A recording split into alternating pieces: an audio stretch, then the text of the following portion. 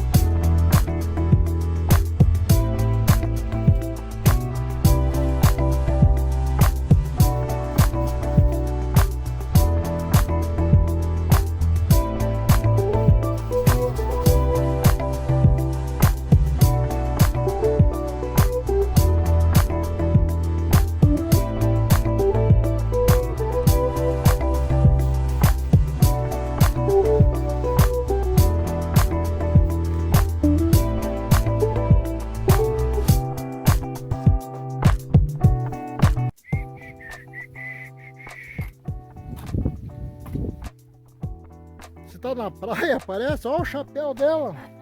Não, não tô na praia não, eu tô fazendo horta. Agora tem o chapéu impermeabilizado, né?